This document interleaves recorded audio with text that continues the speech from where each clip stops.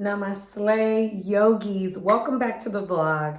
Again, I'm recording this super late, so my eyes are on sleepy, and I am wearing my crown because you are a yoga queen. I'm a yoga queen. So shout out to all the current and future yoga teachers. Today, I'm going to share a little bit about my life before yoga. Before yoga, I lived a very interesting life. It is very different than how I live and how I operate in the current moment. Back then, I was very much a people pleaser. So if we were in a group of people or individual group, like 2-person group, and we're trying to do something or there's something to be decided, I would always tend to go with the other person in an effort to please. And that definitely led me to feel a lot of like resentment if there was a choice that was made that I didn't really benefit from. And even though it didn't make sense, it's like I could speak up for myself and the things that I want and the things I desire.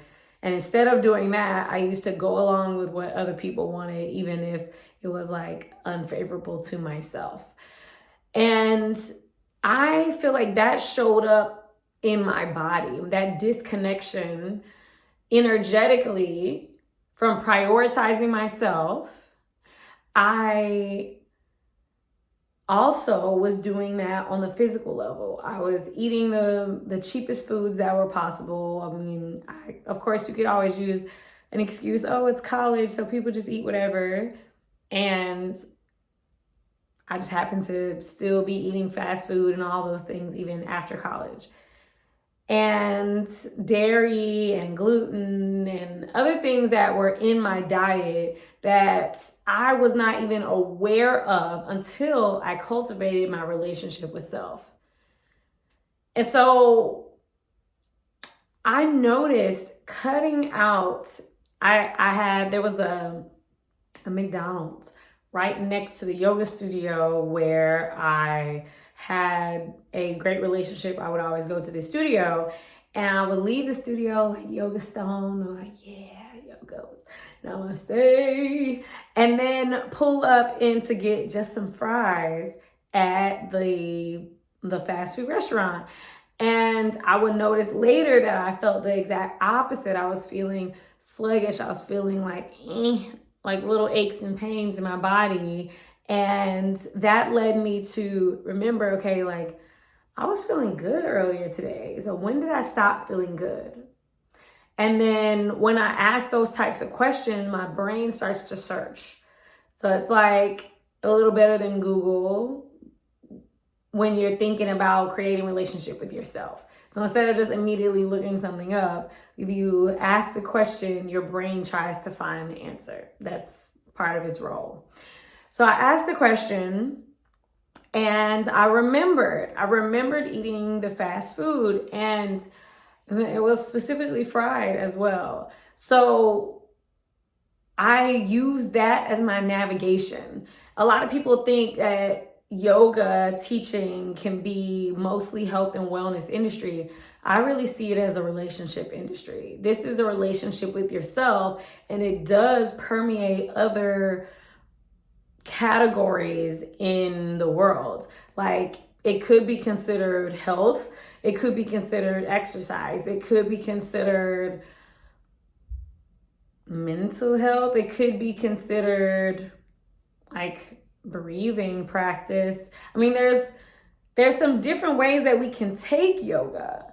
Like it's not just something I can say, this is yoga outlined right here in the small, very short segment, and that's anywhere you look, that is exactly how it'll look. We can't say that. So I see it as a relationship. The more that I've developed my relationship, I feel my feet in this pose, because it really, the poses, the techniques, all of those things are a tool that help you become fluent in the language of yourself. And let me tell you something secret. The language of yourself is something you can only learn when you immerse. And that's like any language. Like, I was not fluent en français until j'habitais en France. I studied it for years. I knew the conjugaison and all of those things in the language.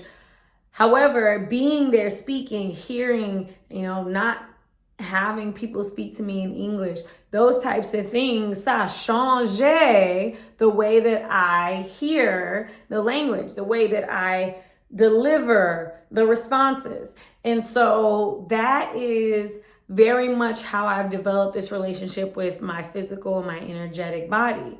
That's how I trust my intuition. I trust my thoughts that come to me. I can remember things even though I was said to have like bad memory. Like, I can use different techniques to tap in, to access. And that for me has changed it from living with the pain every day of lupus. Like, if you know someone that's had lupus, like, everybody has their own journey and everybody's body is different. For me, it was intense joint swelling. My pupils or retinas, one of those, I don't remember. One of those would swell up to the point where I had to get special glasses whenever I was going through a lupus flare. And those joints, bodies, like, sometimes people's organs are affected. So it really had me to the point of being in pain, so much pain every single day, that was like, and it hurt really the most in the morning because it's like my body was stiff. And it was like, why? And it wasn't until yoga that I had a difference of pain and numb, because it was like, oh, this is so painful, take the pills. Okay, now I don't feel the pain. And with yoga, it was like, wow, here's pleasure. Here are my fingers. Here is my wingspan. Wow, here in my rib cage, here's the sensation, here's the temperature. And it just really exploded all of, if you think about the film Ratatouille, and when he had like the different foods and they would shoot to like this black scene and it's like colors just exploding all over the place, like a celebration in my body. And he was having like the celebration in his mouth. Celebration in my body of self-connection. And so that's where I teach from. When I teach yoga, I'm not teaching from the stance of you have to fit your body into this one pose or it's not correct. I feel like there's something like our goal. Like, for example, I like to DIY stuff. So if I'm building something, I'll have my tools. Sometimes I'll need a certain tool. Sometimes I'll need a different tool when I'm doing one goal, one job, one task. That's self-connection. I can use the physical asana, the poses. I can use the breath techniques. I can use the surrender. I can use the meditation. I can use the focus. Like, there's so many ways that I can use, so many tools that I can use to get the job of going in and connecting in. And that is the beauty of yoga. That's why I love yoga. I love yoga so much, and I'm so glad that you are here. I just want to give you a heads up. If you have not already worked with me, I am really excited to meet you digitally and maybe meet you in person one day.